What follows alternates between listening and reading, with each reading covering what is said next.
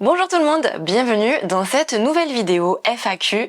Donc cette FAQ, elle concerne mon challenge perte de gras, prise de muscle. Si jamais vous n'êtes pas au courant de ce que je suis en train de faire en ce moment, je vous invite à regarder ma vidéo objectif moins 10 kilos avec tout le process de ma transformation physique et ma vidéo qui est sortie juste après, qui est une semaine dans mon assiette protéinée et en déficit calorique.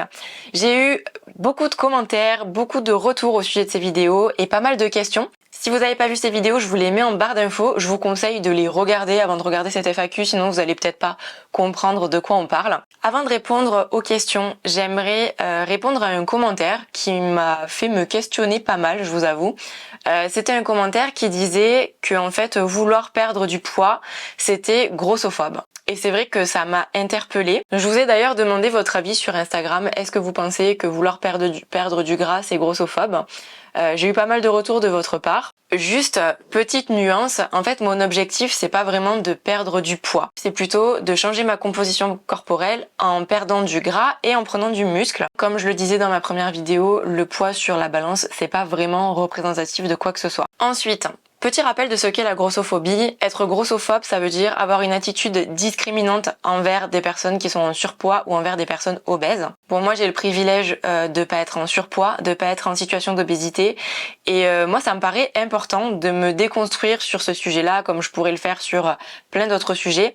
Personnellement, ça passe beaucoup par des podcasts. Moi j'aime beaucoup m'éduquer pendant que je marche dans la rue et que je vais à mes rendez-vous. D'ailleurs, je vais vous mettre des ressources en barre d'infos qui m'ont aidé à me déconstruire sur ce sujet. C'est surtout des podcasts parce que quand je vous ai demandé votre avis sur la grossophobie ou non de cette perte de poids, vous m'avez fait pas mal de retours et franchement dans ces retours il y avait vraiment beaucoup de messages grossophobes. Donc je vous invite à comprendre un petit peu ce que c'est la grossophobie. Il faut pas oublier que derrière chaque surcharge pondérale, il y a une histoire. Personne ne connaît les problèmes perso des uns et des autres, personne ne connaît ce que les gens ont subi dans leur vie, personne ne connaît les problèmes de métabolisme ou de santé des autres.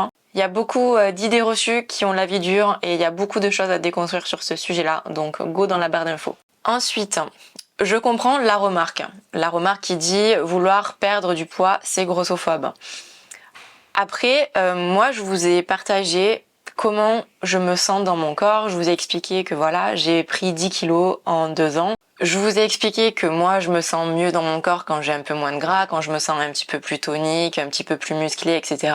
Et finalement, lutter contre les systèmes oppressifs, est-ce que c'est pas aussi faire ce qu'on veut de son propre corps ? Dites-moi dans les commentaires. Sachant que j'oblige personne à faire comme moi, j'émets pas de jugement sur les autres types de corps, je critique pas d'autres manières de faire, et j'estime que j'ai le droit de pas me sentir bien parce que j'ai grossi. Est-ce que empêcher quelqu'un de changer pour se sentir mieux dans son corps, c'est pas une injonction de plus ? Surtout que vouloir un objectif pour moi, en fait ça veut pas dire que je dénigre les autres types de corps. Je pense qu'il faut vraiment distinguer le problème sociétal qui est la grossophobie avec les choix individuels qu'on fait pour soi. Ceci étant dit, j'ai forcément des biais, j'ai forcément de la grossophobie intériorisée. Je vis dans la même société que vous qui est grossophobe. En plus, j'ai grandi dans les années 90, qui était vraiment la période des régimes à outrance. C'était la période de l'apologie de la minceur. Le modèle de corps que tout le monde voulait atteindre, c'était Kate Moss. On vit toutes et tous dans une société grossophobe. Donc j'ai forcément des trucs qui sont ancrés en moi. Mais voilà, l'important c'est de faire des choix pour soi avec lesquels on est en accord. Je trouve que c'est un peu comme être féministe et s'épiler. On sait très bien que l'épilation c'est un conditionnement du patriarcat, mais on peut très bien être féministe et pas s'aimer avec des poils et du coup s'épiler. Et ça veut pas dire qu'on se rend pas compte que c'est une construction du patriarcat. En se questionnant et en s'éduquant, on évolue forcément, mais on aura toujours des traces. Je comprends cette remarque, surtout quand ça touche au point de vue esthétique. Et alors on va pas se mentir, il y a plein de raisons pour lesquelles je me suis lancé ces objectifs. Et dans ces raisons, c'est vrai qu'il y a l'esthétique. Donc je vais pas vous mentir, moi j'aime bien quand je me sens plus tonique, quand j'ai moins de gras. Voilà, j'aime bien voir mes abdos. Mais en vrai, il n'y a pas que ça. Il y a aussi, par exemple, la santé cardiovasculaire, c'est un truc qui est hyper important pour moi. Moi, j'aime bien travailler mon cardio et sentir que j'ai un bon cardio. Déjà parce que j'ai envie de continuer ma vie sans être essoufflée quand je monte des escaliers ou sans être essoufflée quand je me déplace rapidement d'un point A à un point B, ça c'est clair. Mais aussi j'ai des facteurs de risque cardiovasculaire dans ma famille et plus les années passent, plus c'est un truc que je garde quand même dans le coin de ma tête. Et je me dis qu'il y a plein de maladies qui peuvent être évitées en travaillant bien son cardio. Donc voilà, moi perso, je vois que des bénéfices à faire du sport au quotidien. Au-delà de ça, j'ai aussi envie de garder une bonne masse musculaire et une bonne mobilité pour bien vieillir, pour traverser les années sans avoir mal au dos, sans avoir des problèmes d'articulation, sans avoir mal partout. J'espère devenir une vieille dame en pleine forme. Il y a aussi être fière de mes progrès et me sentir vraiment en pleine possession de mes capacités physiques. Je trouve, pour moi en tout cas, faire du sport, c'est vraiment un gros plus pour ma qualité de vie. Et quand je me remets au sport de manière régulière, c'est vraiment quelque chose que je ressens tout de suite. Après, il y a une question que je me pose, et vous me direz dans les commentaires ce que vous en pensez, mais je me demande, est-ce que dans chaque contenu que je publie, c'est ma responsabilité de me poser la question à chaque fois, est-ce que ce sujet, il peut trigger certaines personnes ou non? Moi, en fait, quand je publie du contenu, mon objectif numéro 1, c'est toujours les animaux. Mon objectif, c'est d'épargner le plus possible d'animaux, c'est de démocratiser le véganisme, montrer que tu peux avoir ce mode de vie facilement. Et le but de mes dernières vidéos, c'était pas de montrer oui, je fais ça comme sport, oui, je mange ci ou ça. Non, c'était de montrer que ok, je suis végane, mais ça m'empêche pas de faire tout ça et ça m'empêche pas d'atteindre mes objectifs.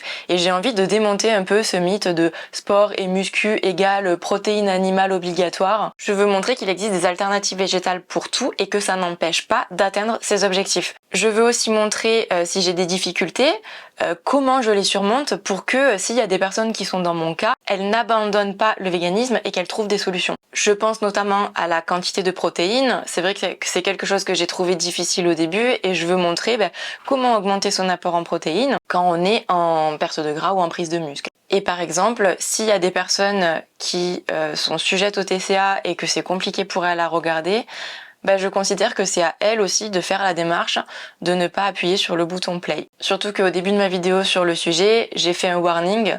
Donc voilà, moi j'estime que ça me décharge aussi de toute responsabilité vu que les personnes elles sont prévenues. Parce que dans tous les cas, moi, ma priorité, c'est les animaux. Dites-vous que dans toutes mes vidéos, ceux que je garde toujours en tête, ce sera toujours les animaux. Ce sont eux qui subissent les pires oppressions et les pires violences sur Terre, et il n'y a absolument rien qui justifie qu'on les maltraite et qu'on les tue comme on le fait. N'hésitez pas à me dire ce que vous pensez de tout ça en commentaire. Donc ça c'était pour la partie grossophobie. Il y a eu aussi des commentaires qui me disaient que comme je baisse mes calories, je vais forcément tomber dans les TCA et dans l'anorexie. J'ai eu un message qui me disait ce qui me pose question, c'est l'éviction de tous tes desserts et la considération de cheat meal. Et d'en avoir un par semaine, ça me semble quand même classer les aliments en sains, malsains. Premièrement, je sais que dans ma communauté, il y a sûrement des personnes qui sont atteintes de troubles du comportement alimentaire. C'est pour ça que j'avais fait un warning dans ma vidéo perte de gras. Mais en fait, je pense qu'il y a beaucoup de personnes qui regardent des vidéos et qui projettent leurs problématiques ou leurs difficultés sur la personne qui va parler d'alimentation et de sport. C'est pas parce que je me suis lancée dans un challenge de 8 semaines et que j'ai changé des choses dans l'alimentation que je tombe forcément dans l'anorexie. C'est aussi pour ça que je vous ai fait la vidéo une semaine dans mon assiette pour que vous voyez vraiment ce que je mange, les quantités que je mange, que vous voyez que c'est équilibré et qu'il n'y a aucun aliment qui est banni. La différence avec d'habitude, c'est que le contenu de mes assiettes, il est mieux réfléchi pour atteindre mes objectifs. Alors oui, on pèse, on compte, on optimise, mais il faut pas oublier que tout ça, c'est temporaire, ça dure 8 semaines. Étant donné que je me suis fixé des objectifs sportifs, c'est normal en fait que je fasse attention à ce que je mange. Ça veut pas dire que c'est une obsession, ça veut pas dire que ça régit toute ma vie, ça veut pas dire que je vais me laisser mourir de faim, ça veut pas dire que je fais des choix dangereux pour ma santé. Une fois que ces 8 semaines seront passées, ce que je vais faire, c'est un rééquilibrage. Ça veut dire que je pars des habitudes que j'ai et que j'y apporte quelques petites corrections pour me maintenir à mon point idéal, pour améliorer ma santé, pour avoir une bonne énergie au quotidien. Et ça, contrairement à un régime, c'est quelque chose qui se met en place sur le long terme. Pour ce qui est des aliments sains, malsains, moi je trouve que ce qui est dramatique aujourd'hui, c'est la surabondance de produits ultra transformés, bourrés de sucre, bourrés d'additifs, bourrés de mauvais gras, ultra caloriques. Malheureusement, la consommation de ces produits, elle est ultra normalisée dans les supermarchés, dans la pub. En Amérique du Nord, c'est encore pire. J'espère qu'on va jamais atteindre ce niveau en France parce que honnêtement, quand on était au Canada, on a vraiment vu la différence. Et je dis pas qu'il faut jamais en manger de ces produits parce que on vit tous dans la même société. Mais moi, personnellement, j'ai pas envie d'en faire des produits de mon quotidien. Et en fait, je trouve pas ça problématique de les éviter. En fait, avec Flo, on s'est un peu laissé emporter ces dernières années parce que le marché vegan, il est grave en évolution. Aujourd'hui, on trouve des Kit Kat vegan, des Magnum vegan, des Ben Jerry's vegan. Bref, il y a tout qui arrive en vegan et c'est super positif parce que ça facilite l'accès au végétal. Ça peut permettre à des personnes vraiment de passer le cap du véganisme. Et c'est clair que ça donne envie de goûter. Mais après tous ces produits-là, on peut pas dire que c'est des produits qui sont bons pour la santé et que ce serait bon en fait de les consommer tous les jours. Bref, je m'interdis aucun aliment, à part évidemment les produits d'origine animale, mais ça c'est pour une autre raison, c'est pour des raisons éthiques parce que personnellement, je ne considère plus les animaux morts comme des ressources alimentaires, tout comme vous ne considéreriez pas votre chat ou votre chien comme une ressource alimentaire. Donc je m'interdis aucun aliment, mais j'essaie juste de pas faire d'excès. Si je veux manger de la glace Ben Jerry, je vais me faire 2 boules, je vais pas m'enfiler le pot. Si j'ai envie de chocolat, je vais me prendre une rangée de chocolat, je vais pas m'enfiler la tablette. Si je vais chez Land & Monkeys, je vais me prendre une brioche, je vais pas me prendre en plus un pain au chocolat et un chausson aux pommes. Alors, autre question, pourquoi avoir choisi de faire un programme si intensif, il me semble, au lieu de continuer ta routine? En vrai, quand on regarde bien, c'est pas si intensif que ça. Je sais que ça choque des gens quand je dis que je fais du sport tous les jours, mais en fait, moi, je considère qu'on a un corps et ce corps, il est fait pour bouger. Il est pas fait pour rester assis sur une chaise du matin au soir et ensuite passer la soirée devant la télé. Il faut pas oublier aussi que j'ai un métier qui est ultra sédentaire, c'est-à-dire que mes journées, je les passe assise devant un ordinateur ou devant une caméra, comme maintenant. Rester assis toute la journée, c'est pas quelque chose de normal pour un être humain. Alors ok, en ce moment j'ai 45 minutes de sport à peu près tous les matins, 3 fois par semaine j'ai mes 2 heures de taekwondo, mais finalement, est-ce que ça devrait pas être la normalité? Pourquoi j'ai upgradé ma routine sportive? Tout simplement pour retrouver le niveau d'activité que j'avais avant, pour atteindre mes objectifs aussi, et surtout pour reprendre de bonnes habitudes que j'avais un petit peu perdues ces dernières années. Parce qu'en fait, si j'avais continué mes séances de taekwondo 3 fois par semaine sans rien changer, rien n'aurait changé. Donc faut bien faire quelque chose à un moment donné. En fait, ma routine habituelle, elle est bien pour un maintien. Et encore,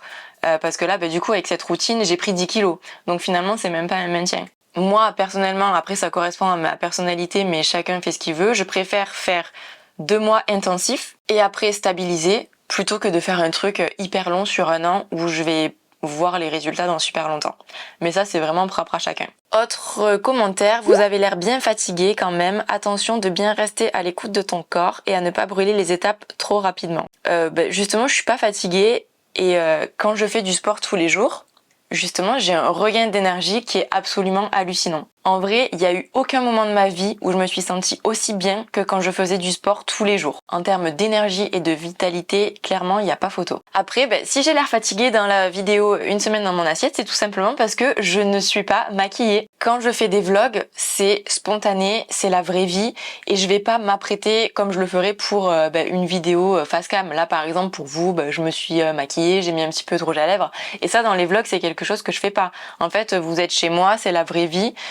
Du coup, si je suis en pyjama et que je sors de la douche, je suis en pyjama et je sors de la douche. Ça me paraît important de normaliser un petit peu le fait de se montrer sur YouTube sans maquillage parce que aujourd'hui sur les réseaux sociaux, entre le maquillage, les filtres qui lissent la peau, qui nous font des têtes qui ne ressemblent pas à nous-mêmes, on se retrouve en fait à scroller sur des physiques qui sont complètement irréels et qui sont complètement inatteignables. Et ça, je trouve que c'est hyper malsain. Donc un peu de naturel, ça fait pas de mal. Et forcément, ma tête avec ou sans maquillage, c'est pas la même chose. Quand on voit ma tête maquillée, j'ai l'air pimpante. Et quand j'ai ma tête pas maquillée, on dirait que je suis fatiguée parce que peut-être on voit plus que j'ai des petites cernes, ma peau elle est moins uniforme, j'en sais rien, j'ai les yeux plus petits. Voilà, c'est comme ça, c'est la magie du maquillage. Autre question, comment avez-vous choisi votre programme sportif? Ça coûte combien? Alors honnêtement, les coachs sportifs vegan, je pense que ça court pas les rues. Moi personnellement, à part Charles, je connaissais personne.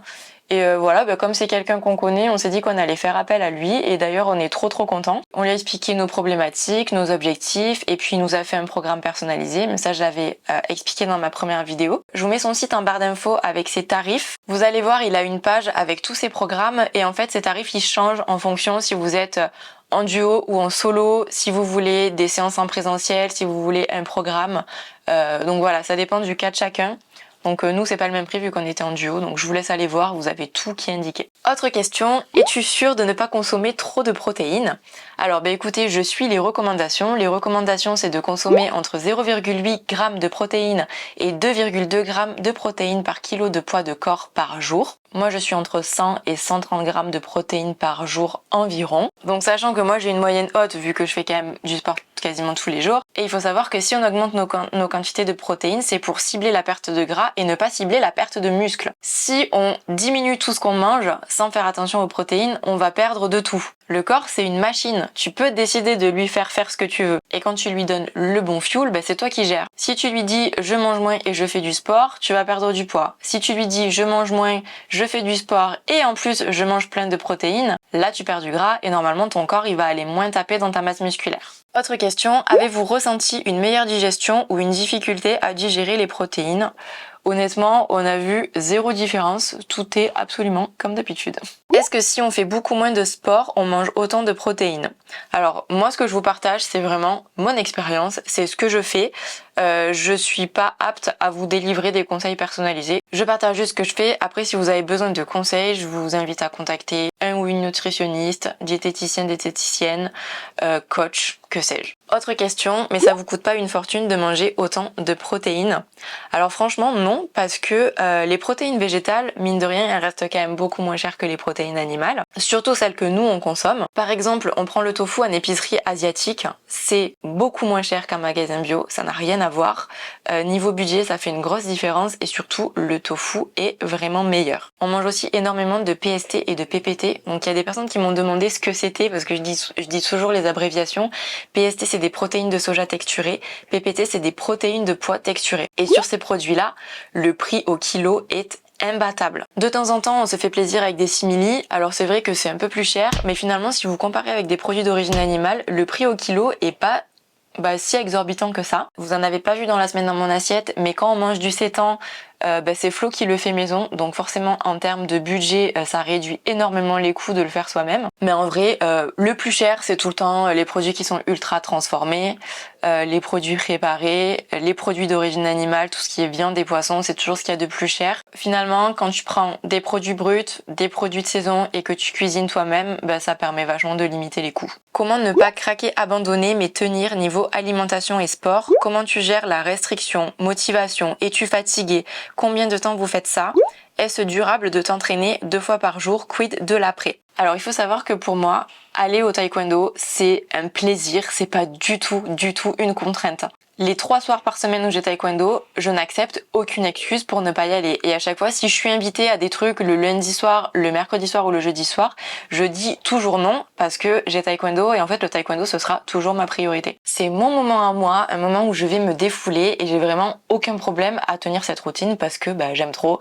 Et ça fait des années et des années que je fais ça, même avant, comme je vous avais dit dans ma vidéo perte de poids, avant je faisais ça 5 fois par semaine et j'aimais trop, donc aucun problème avec ça. Après, le sport qu'on fait en plus le matin dans le cadre de ce challenge, c'est intense mais pas hyper long, c'est 45 minutes en moyenne et en fait ça devient une routine. Alors la première semaine c'est dur, mais après on sait qu'on se réveille et puis c'est comme ça que la journée elle commence. C'est pas un truc horrible et hyper difficile à tenir, surtout quand en fait on voit que au fil des jours on fait les séances de plus en plus facilement, on observe des progrès et donc ça c'est super motivant. Genre le premier jour au bout de 10 burpees j'étais au bout de ma vie et aujourd'hui j'enchaîne 40 burpees et puis c'est pas grave, je suis fraîche en fait, ça va beaucoup mieux. Donc ça c'est trop bien de voir la progression. Après moi j'étais quand même sportive de base donc c'est un programme qui a été fait par un coach pour moi selon mes besoins et selon mes objectifs, donc c'est pas forcément pour tout le monde, mais en tout cas l'important c'est de bien se faire accompagner. Pour moi, le plus contraignant, c'est de compter les calories. Mais bon, c'est juste sur 8 semaines. C'est pas un truc pour toute la vie, donc c'est pas hyper grave. Et en vrai, je suis trop contente de faire ça parce que ça m'apprend plein de trucs. Ça me permet de mieux connaître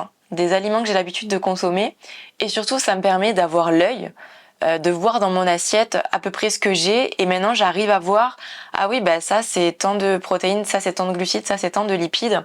Et donc, ça me permet d'avoir des automatismes pour mieux équilibrer mes assiettes. Après, en termes de restrictions, il y en a pas vraiment. Alors évidemment, il y a un déficit calorique, mais en fait, on s'interdit pas spécialement des aliments. On se fait des grosses assiettes, on n'a pas faim, en fait, c'est juste qu'on fait attention à avoir une bonne dose de protéines, mais après, on n'a pas éliminé le gras, les glucides, tout ça. C'est juste qu'on essaie, on a droit à tout, mais dans la limite calorique qu'on s'est fixée, sachant que moi, mon déficit calorique, il est pas énorme. Flo, il s'est fait un truc hardcore, mais moi, c'est facilement tenable. Surtout que bon, on se prépare plein de bons trucs, nous, on aime bien cuisiner, donc en fait, on se régale toujours, on se fait plein de bons petits plats. Et puis en plus en ce moment là il y a plein de bons fruits et légumes de saison. L'été c'est trop le kiff en termes de fruits et légumes. Donc il n'y a pas vraiment de frustration. Et puis comme on se fait des repas protéinés, ben en fait c'est hyper rassasiant. Ça c'est vrai que c'est un truc que j'ai halluciné. Je me rends compte que quand on mange des protéines, c'est vraiment ça cale de ouf. Après il y en a qui ont été choqués que je mange pas les desserts que je prépare pendant mes cours. Alors bon, en vrai, j'ai fait des petites exceptions. J'ai mangé de la tarte au citron meringuée avec Marie Youpi. Je suis allée goûter le nouveau kebab chez Mopa qui vient d'ouvrir à Pigalle. Donc je suis pas en frustration extrême. Mais en vrai, j'ai remarqué que je me déshabitue assez vite du sucre quand je commence à prendre des bonnes habitudes. Du coup, c'est pas horrible. Et puis après, si vraiment j'ai envie de manger un bout de gâteau, je mange un bout de gâteau. C'est pas très grave. Tant que c'est pas 3 fois par jour, c'est ok. Mais après, faut dire que moi, j'ai quand même... en fait, quand je me fixe des objectifs et que je suis dans mon truc, j'ai vraiment un mental d'acier. Je pense que c'est peut-être le fait d'avoir grandi en faisant des arts martiaux, je sais pas. Mais voilà, j'ai envie de me tenir à mon truc aussi et d'atteindre mes objectifs. Autre question, comment envisages-tu l'après-programme en termes d'alimentation et de sport? Ben en fait, on va reprendre une alimentation normale.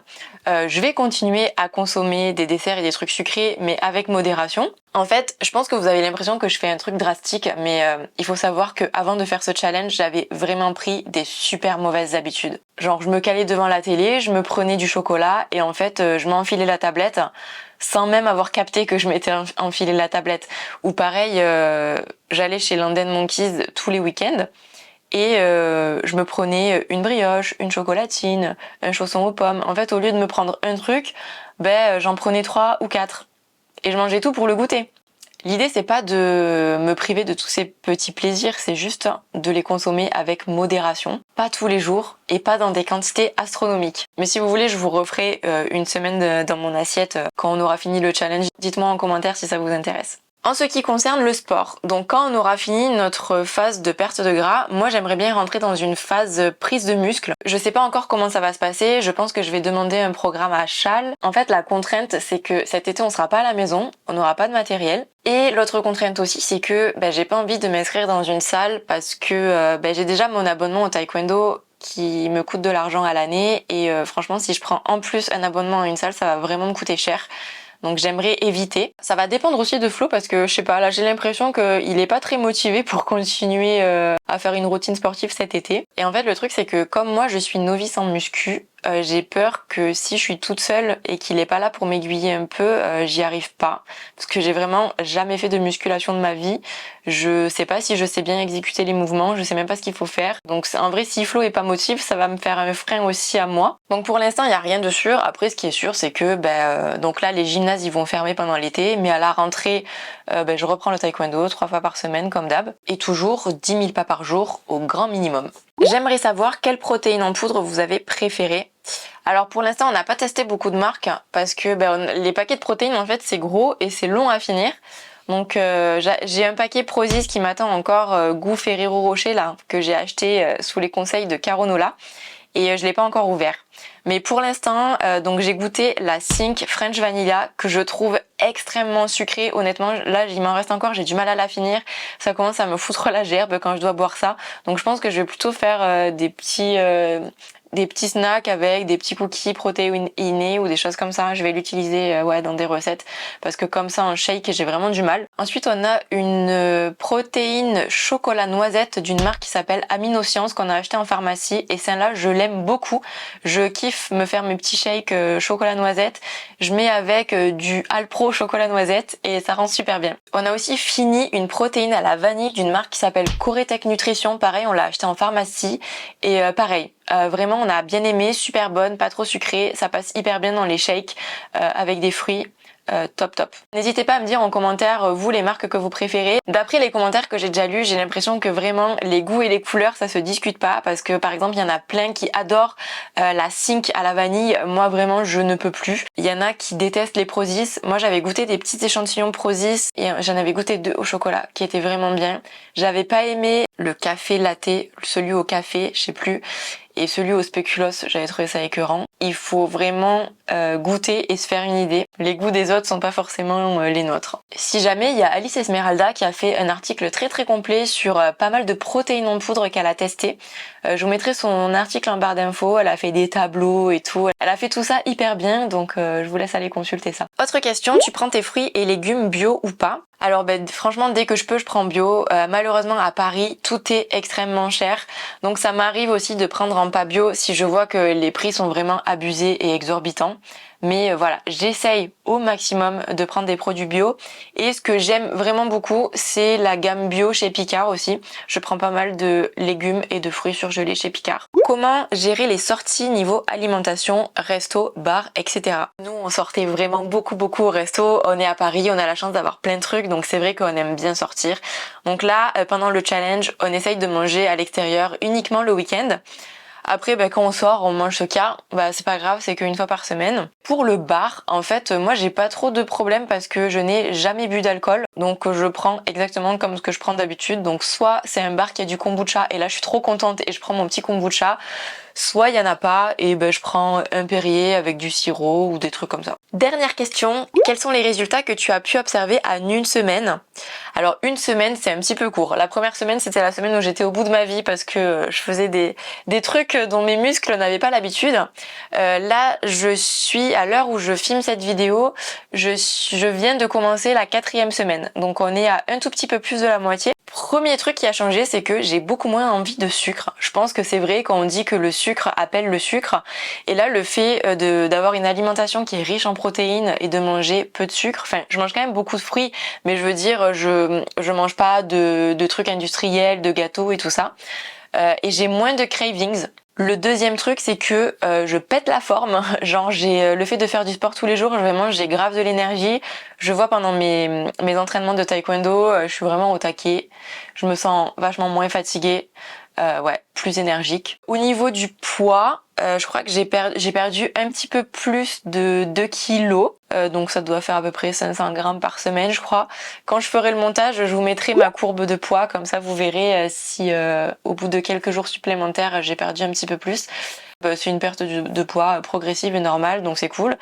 En espérant que avec mon alimentation riche en protéines, ce soit plus du gras que j'ai perdu plutôt que du muscle. Et ensuite, 4e truc que je suis trop contente, c'est que je revois mes abdos. Donc ça c'est cool. La petite couche de gras qui était sur mes abdos commence à partir et je commence à revoir mes abdos qui sont dessinés. Donc ça fait bien plaisir. Après, l'inconvénient c'est que moi en fait, quand je perds du poids, c'est tout le temps le haut du corps. C'est tout le temps le ventre et le haut du corps. J'ai beaucoup de mal à perdre dans les cuisses et dans les fesses par exemple. J'ai perdu de la poitrine. Visuellement, c'est vraiment flagrant. J'ai perdu de la poitrine et j'ai perdu mon petit gras que j'avais au-dessus de mes abdos. Donc voilà pour les résultats. Il y aura sûrement une vidéo un petit peu plus axée sur les résultats quand vraiment on aura fini notre challenge.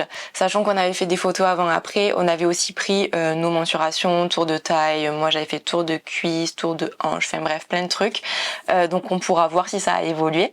Et puis dites-moi aussi si cette vidéo vous avez envie que je la fasse avec Flo, parce que c'est vrai qu'on a fait ce challenge à 2, mais pour l'instant je vous ai parlé uniquement de moi. Donc dites-moi ça dans les commentaires. Et puis si vous avez des questions auxquelles je n'ai pas répondu, n'hésitez pas à les laisser dans les commentaires. J'y répondrai soit en réponse aux commentaires, soit peut-être dans cette prochaine vidéo. J'espère quand même avoir répondu à un maximum de questions et j'espère que cette vidéo vous a plu. Comme d'habitude, je vous invite à mettre un petit pouce en l'air sous cette vidéo, à vous abonner à la chaîne et à activer la cloche pour ne pas rater les prochaines vidéos. Et puis moi je vous dis à la semaine prochaine pour une nouvelle vidéo. Bye!